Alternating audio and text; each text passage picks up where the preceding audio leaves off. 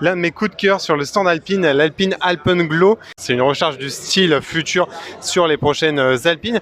Et c'est aussi une innovation technologique puisque c'est les recherches en hydrogène. C'est un moteur thermique qui est poussé par des piles à hydrogène.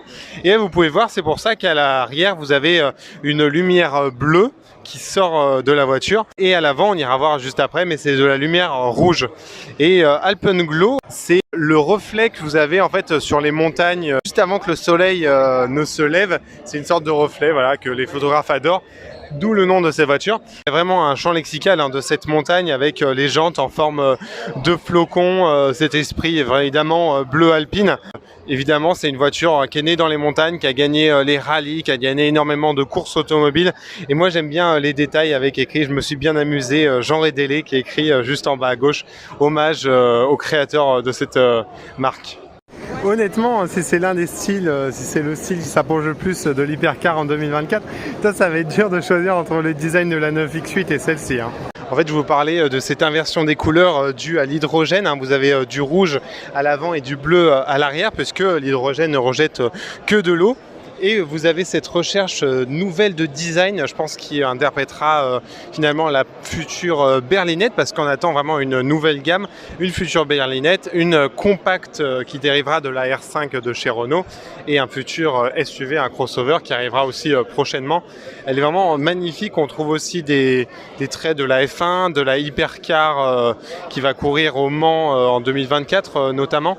Elle est magnifique, et quand je vous parlais voilà, de ce champ lexical de la neige, avec ces détails sur zoomé, un petit peu de projection de neige.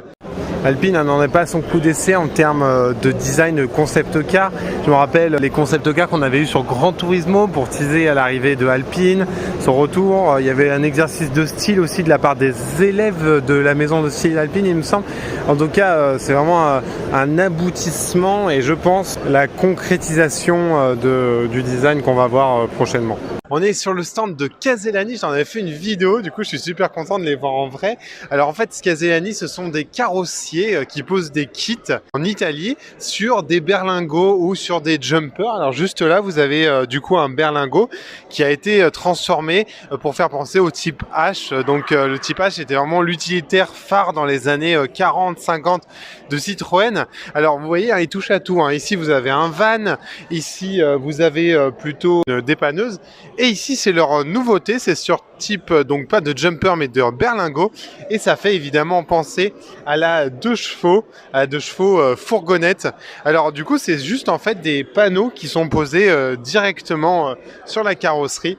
C'est super, et ça touche en plus du néo-rétro, ça touche aussi à l'émotionnel évidemment pour ceux qui les ont connus à leurs grandes époques. En fait, c'est hyper original comme carrosserie, et du coup il y a énormément de professionnels pour se différencier, notamment dans les food trucks qui se servent de ce genre de carrosserie. On est sur le stand DS, c'était l'un des motifs que j'avais dit de venir sur les stands pour le recyclage des DS3 et DS7 qui perdent l'acronyme Crossback. Alors il y a deux différentes problématiques pour les recyclages des DS3 et DS7. Le DS7, c'est un véhicule qui plaît, c'est un carton pour la marque, et c'était un recyclage de mi-carrière pour justement l'intégrer un peu plus dans la marque avec l'arrivée du DS4. Et du coup, vous voyez, ça passe par ici, c'est vraiment le principal changement. Avant, il y avait juste une petite LED qui faisait la signature. Et là, vous avez vraiment un gros bloc optique avec la signature et en défilement. Ça lui va plutôt bien. C'est à peu près tout ce qu'on a à dire sur ce recyclage. Et donc là, c'était une problématique différente. DS3 a écouté ses clients. En fait, il y avait un petit souci. On ne comprenait pas où voulait en venir DS avec cette DS3. L'avant était un petit peu bizarre, et du coup, ils ont écouté, ils l'ont modifié. Et là, ça va un petit peu mieux, je trouve. Alors là, il me semble que c'est le recyclage qui veut ça. Mais maintenant, on a désormais écrit DS Automobile en toutes lettres. Ça fait encore plus haut de gamme, ouais. Si Renault, Peugeot montent en gamme, et Dacia n'y échappe pas.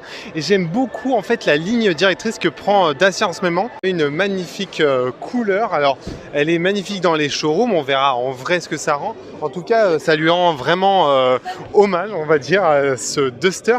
Et alors, j'aime beaucoup le nouveau logo de Dacia avec D et C, avec une sorte de chaînon, un mousqueton. Et en fait, ils ont, à l'heure du tout LED, à l'heure de toutes les lumières, c'est intéressant en fait cette peinture blanche qui de loin donne l'illusion d'avoir une signature LED sur toute la calandre, mais en fait c'est juste une peinture blanche.